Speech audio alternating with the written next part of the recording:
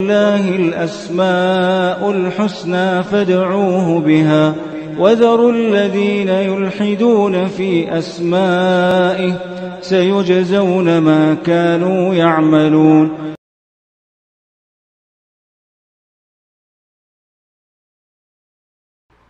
بسم الله الرحمن الرحيم. الحمد لله رب العالمين وبه نستعين وصلى الله وسلم على سيد الأنبياء والمرسلين وعلى آله وأصحابه أجمعين ومن تبعهم بإحسان إلى يوم الدين اما بعد. انشاءاللہ تعالی اس نشست میں اور بہت ممکن ہے آنے والی مزید 2 نشستوں میں بھی اللہ سبحانہ وتعالی کی ایک عظیم صفت العفو والمعافات، العفو والمعافات، اور اسی سے اللہ سبحانہ وتعالی کا جو نام ہے العفو، اس سے متعلق انشاءاللہ پڑھیں گے. العفو یعنی جو اللہ سبحانہ وتعالی کی صفات میں سے، صفات فعلیہ میں سے ہے. جس طرح سے شیخ ثقاف حفظہ اللہ نے کہا کہ صفت فعلیۃ للہ عز وجل ثابتۃ لہ بالکتاب والسنہ، کتاب و سنت سے اللہ سبحانہ وتعالی کی یہ جو صفت ہے العفو والمعافات ایک ثابت شدہ صفت ہے، جس کا معنی ہے الصفح عن الذنوب. آگے بتائیں گے اس کی تفسیر انشاءاللہ تعالی. تو اللہ سبحانہ وتعالی کا جو نام ہے وہ ہے العفو. العفو انشاءاللہ جیسے کہ میں نے کہا کہ 3 نشستوں پر اس پر گفتگو ہوگی. سر دست سب سے پہلی جو بات ہوگی اس نشست میں وہ یہ ہے کہ عربی زبان میں العفو کا معنی کیا ہے. اس سلسلے میں احمد بن فارس رحمہ اللہ نے معجم مقاییس اللغہ میں کافی تفصیل سے بحث کی ہے، بہت تفصیل، اور دیگر جو معاجم ہیں اس میں بھی قدر تفصیل ہے. لیکن اس میں بات چونکہ یعنی کیا کہتے ہیں اس کے جو فروعات بیان کرتے ہیں اصل معنی کے ساتھ، اس میں ایک طرح کی ترتیب ہوتی ہے، بات سمجھنے میں سمجھانے میں آسانی ہوتی ہے. اس لیے معجم مقاییس اللغہ کا میں جو ہے حوالہ دیتا ہوں. پچھلے 10 سال سے جو دروس سنتے آ رہے ہیں انہیں اچھی طرح اندازہ ہو گیا ہوگا کہ معجم مقاییس اللغہ کا ہم کثرت سے جو حوالہ دیتے ہیں اسی وجہ سے. اچھا، یہاں پر اس کا معنی جو آپ نے بتایا وہ یہ کہ اس کے جو بنیادی حروف ہیں، کہا کہ العین والفاء والحرف المعتل. آپ نے کہا کہ اصلاً اس کے بنیادی طور پر 2 معنی آتے ہیں اس کے. ایک معنی یہ آپ نے کہا کہ یدل علی یعنی احدہما یدل علی ترک الشیء، اور دوسری بات جو آپ نے کہا کہ والآخر یعنی عن طلب علی طلبہ. تو ایک معنی اس کے اندر آتا ہے ترک کا. عفا کا بنیادی طور پر معنی کیا ہے؟ ایک ترک، اور دوسرا معنی آتا ہے طلب یعنی مطالبہ کرنا. بظاہر 2 چیزیں متضاد نظر آ رہی ہیں، ایک ہے ترک اور ایک ہے مطالبہ، لیکن جو ہے اس کا جو بنیادی معنی ہے، اس کی جو ساری فروعات ہیں، اس میں اصل معنی یہی ہے کہ ترک کا معنی.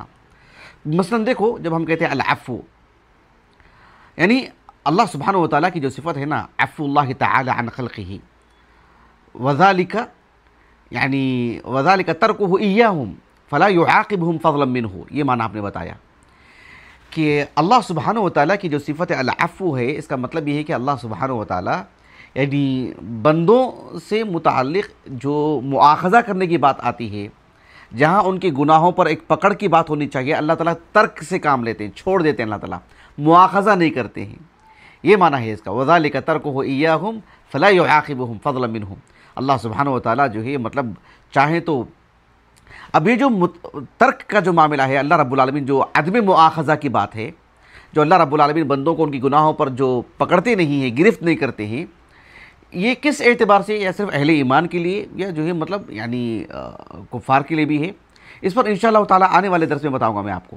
لیکن بنیادی جو معنی ہے وہ یہی ہے کہ اللہ سبحانہ وتعالیٰ کے لیے جب ہم کہتے ہیں کہ عفو اللہ تعالی عن خلقی، اللہ تعالیٰ اپنے بندوں سے متعلق معافی کا معاملہ اختیار کرتے ہیں، اس کا مطلب یہ ہے کہ اس کے اندر ترک کا معنی آتا ہے، عدم مؤاخذہ کا معنی آتا ہے. بنیادی طور پر یہی اس کے اندر معنی ہے. البتہ جو معجم مقاییس اللغہ ہے، احمد بن فارس رحمہ اللہ نے، امام احمد بن خلیل ابن احمد الفراہیدی رحمہ اللہ جو دوسری صدی ہجری کے ہیں، ان کے حوالے سے اس بات کو ذکر کیا ہے. آپ نے کہا کہ کل یعنی ما یستحق عن عقوبہ، جو شخص بھی یعنی ایک قصور اس سے ہوا ہے، یعنی جیسے مثال کے طور پر اللہ سبحانہ وتعالیٰ کے حق میں کسی نے غفلت سے کام لیا، اس کی جو عبادت جس طرز کی ہونی چاہیے تھی، جو اللہ رب العالمین نے جس کو ترک کرنے کا حکم دیا ہے، حرام قرار دیا ہے، اس کو کسی نے اپنے عمل میں لایا، اور وہ اب مستحق ہو چکا ہے کہ جو ہے اب اس کو سزا دی جائے، یہ کیا جائے. تو کہا کہ سزا دینا چاہیے اس کو، اب وہ اس کا یعنی مستحق ہے کہ اس کو سزا دی جائے، اس کے باوجود بھی اسے معاف کر دینا، کہا کہ اس کو کہا جاتا ہے العفو.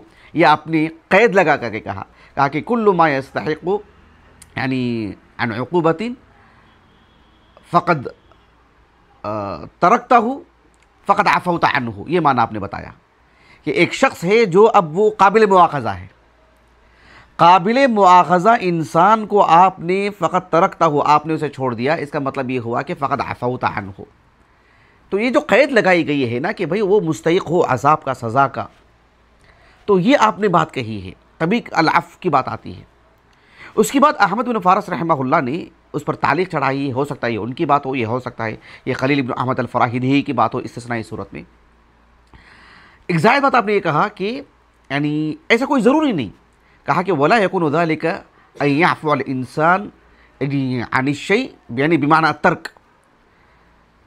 کہا کہ ایسا بھی ضروری نہیں ہے، انسان کسی چیز کو مجرد ترک کر دیتا ہے، اس پر کوئی واجب نہیں دیتا ہے، اس کو اوپر کوئی چیز واجب، اس کو واجبات میں سے کوئی چیز اس کو نہیں دیا ہے.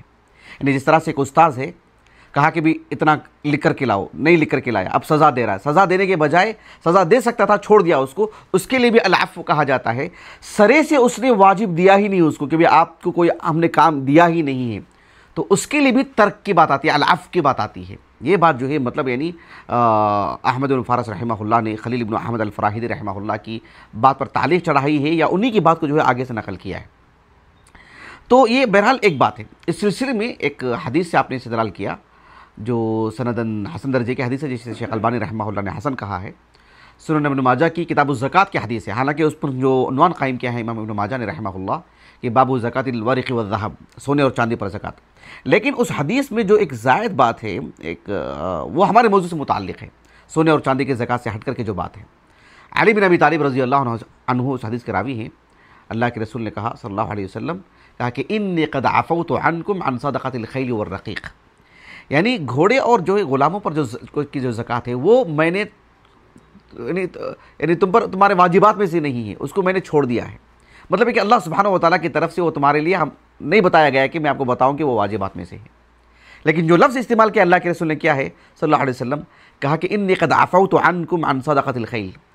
انی قد عفوت کہا، قد ترکت نہیں کہا، قد عفوت. اس کے اندر کتنا مطلب یہ بات نہیں ہے کہ بھئی وہ کسی سزا سے متعلق ہی مواخذہ کرنے کے بجائے عفو سے کام لیا جا رہا ہے، سرے سے ہی نہیں دیا جا رہا، یہ معنی اس کا. اسی لیے ابن فارس نے کہا رحمہ اللہ، اس کا معنی یہ ہے کہ انی ترکت ان اوجب علیکم الصدقۃ فی الخیل، یعنی گھوڑے پر زکوٰۃ ہو، میں نے اس کے لیے یعنی تم کو چھوڑ دیا ہے، یعنی اس کو واجب یہ واجبات میں سے نہیں ہے، یہ سرے سے ہی تمہارے واجبات میں سے نہیں ہے. تو بہرحال اس کے اندر یہ سب باتیں آتی ہیں جب ہم کہتے ہیں العفو.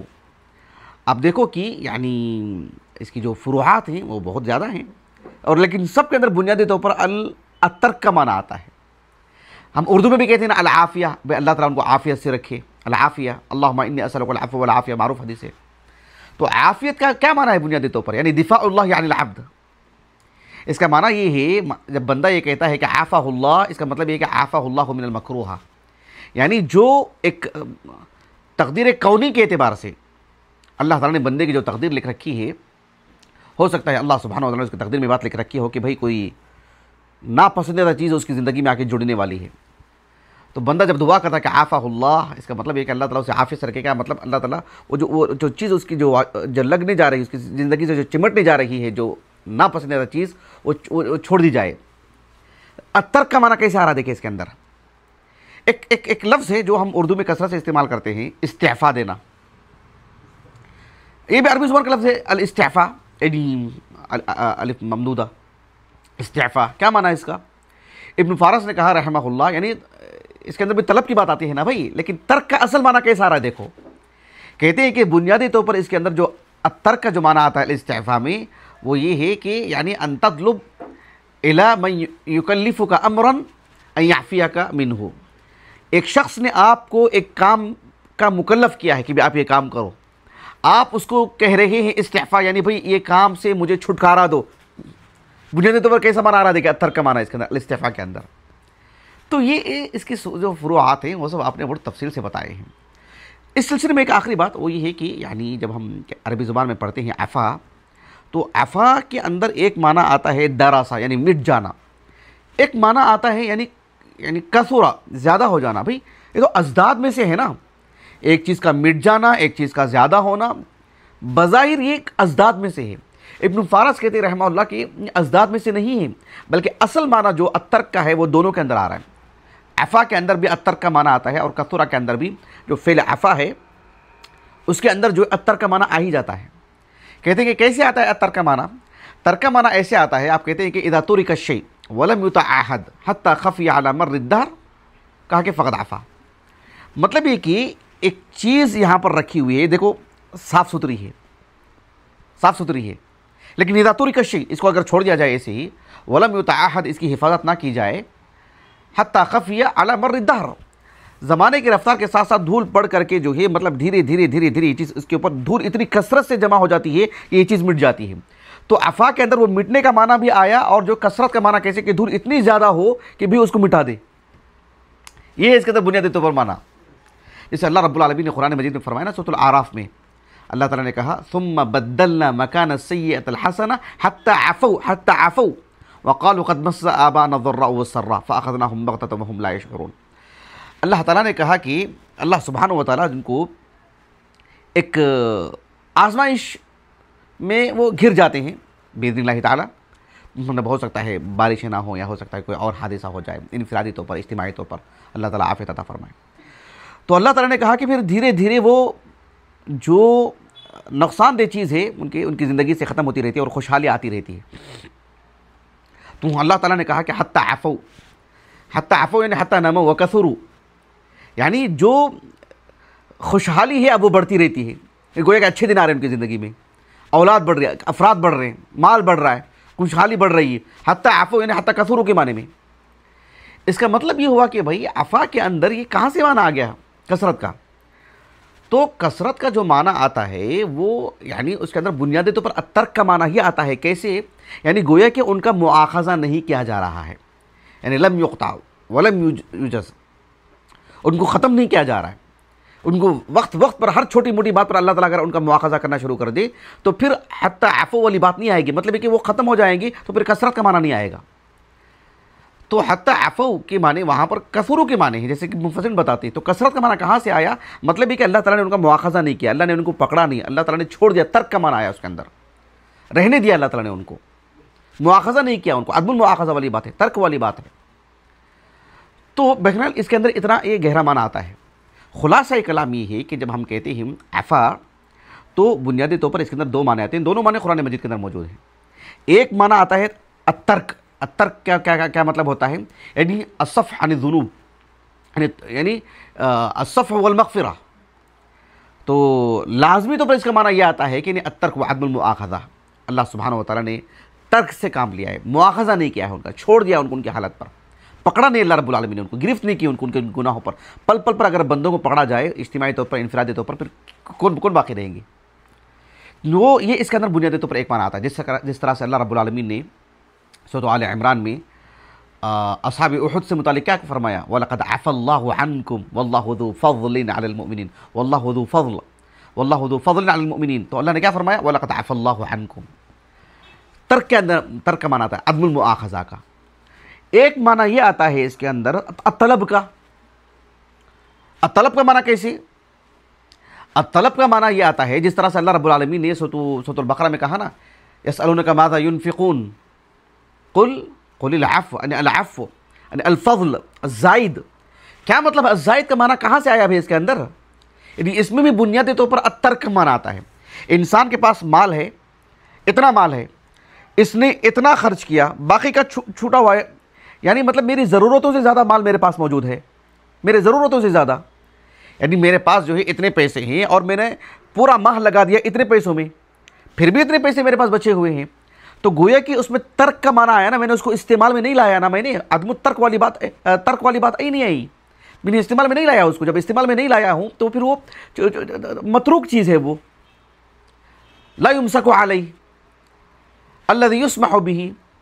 یہ آپ نے بتایا ابن فارس نے رحمہ اللہ، جس کے اندر اتنی کشادگی، وسعت ہوتی ہے اور اس کے اندر اس طرح کا جو ہے یعنی معاملہ آتا ہے کہ یعنی اس کو ہم چھوڑ چکے ہیں اس کو، تبھی جا کر کے وہ چیز زائد بنی ہے، فضل بنی ہے، تبھی جا کر کے وہ العفو ہے وہ، تو اس میں خرچ کرنے کی بات اللہ تعالیٰ نے کہی۔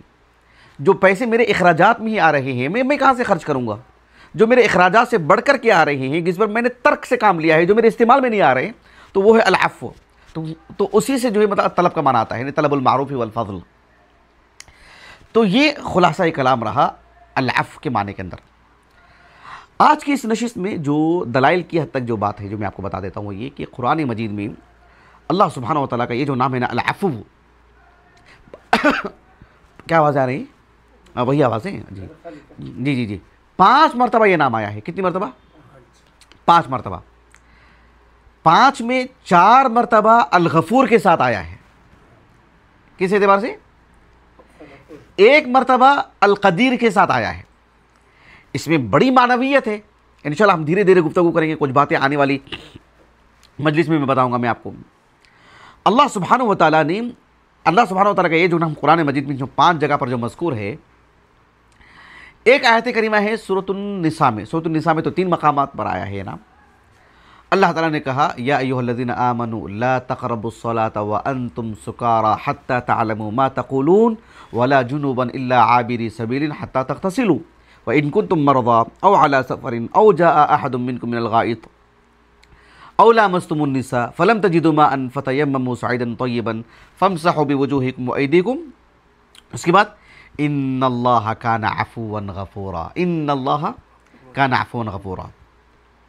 اسی صورت میں ہجرت سے متعلق اللہ سبحانہ و تعالیٰ نے جو حکم نازل فرمایا کہ مطلب جو مسلمان مکے میں تھے اور ان پر واجب تھا کہ یعنی ہجرت کر کے آئیں مدینے کو، تو اس میں ایک استثنائی صورت اللہ رب العالمین نے کہا کہ الا المستضعفین من الرجال والنساء والولدان لا يستطيعون حیلة ولا يهتدون سبیلا، کہا کہ فاولئک عسى اللہ ان يعفو عنہم وکان اللہ عفوا غفورا۔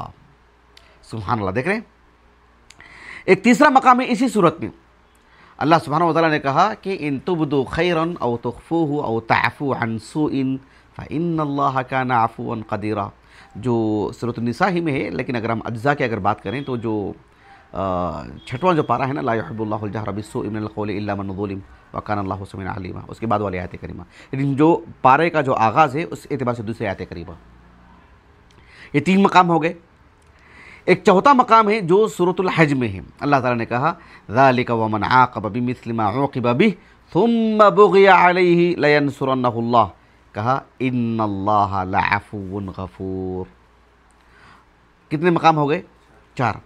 اور 5ویں آیت کریمہ ہے سورۃ المجادلہ کی دوسری آیت کریمہ، اللہ تعالیٰ نے کہا الذین یظاہرون منکم من نسائہم ما ہن امہاتہم ان امہاتہم الا ما ہن امہاتہم ان امہاتہم الا اللائي ولدنہم وانہم لیقولون منکرا من القول وزورا۔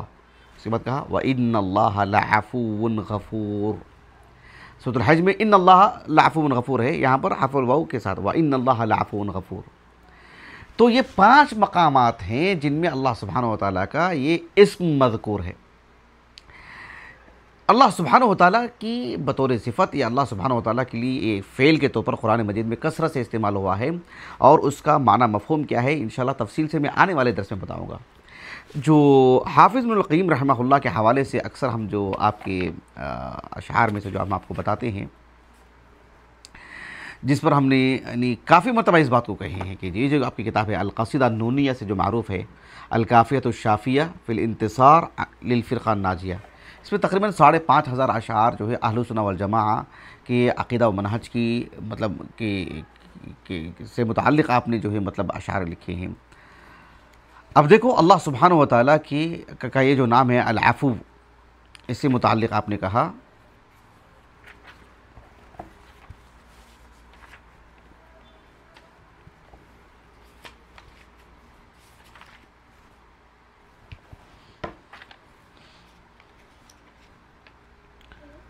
کہاں ہے جی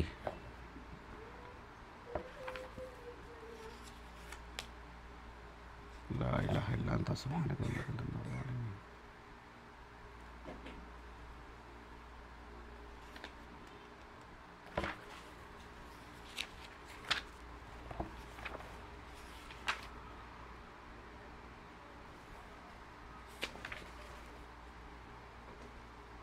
دیکھیے بیت نمبر ہے 3293. آپ نے کیا کہا؟ وَهُوَ الْعَفُوُّ فَعَفْوُهُ وَسِعَ الْوَرَى لَوْلَاهُ غَارَ الْأَرْضُ بِالسُّكَّانِ. آپ نے کہا کہ اللہ سبحانہ وتعالیٰ ہی العفو ہے، اور اللہ سبحانہ وتعالیٰ کی جو صفت العفو ہے نا، العفو والمعافات، پوری مخلوقات کو گھیرے ہوئے ہے، یعنی پوری مخلوقات سے وسیع ہے.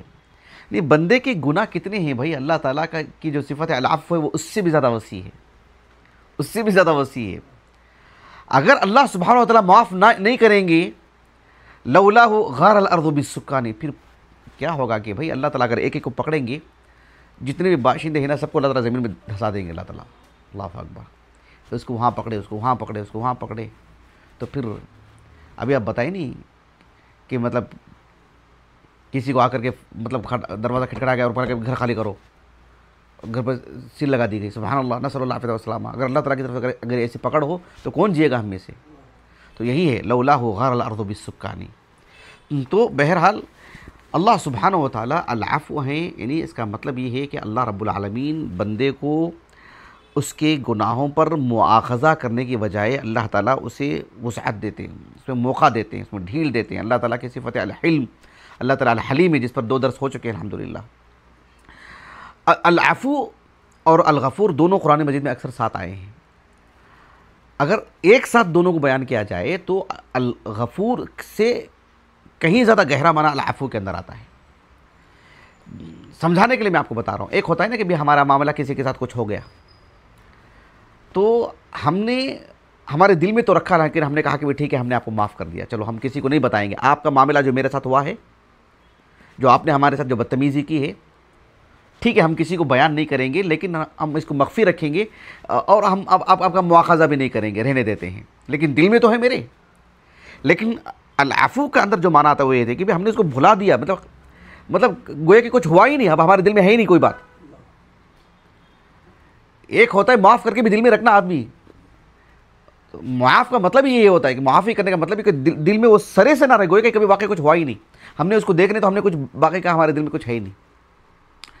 تو یہ دونوں کا جب نام مل کر کے آتا ہے تو اس کے اندر اس طرح کے معنی آتا ہے. یعنی الغفران کے اندر، الغفور کے اندر الستر کا معنی آتا ہے. حالانکہ صرف ستر کا معنی نہیں آتا، اس کے اندر الوقایہ کا بھی معنی آتا ہے. ستر یعنی ڈھانپنا، پردہ ڈالنا گناہوں پر.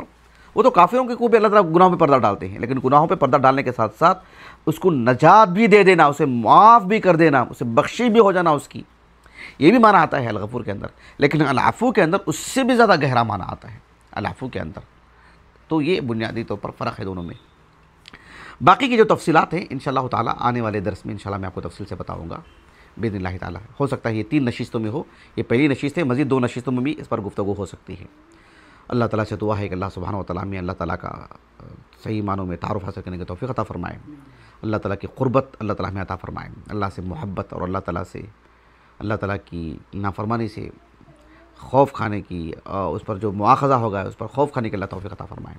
سبحانک اللہم و بحمدک اشہد ان لا الہ الا انت استغفرک و اتوب الیک.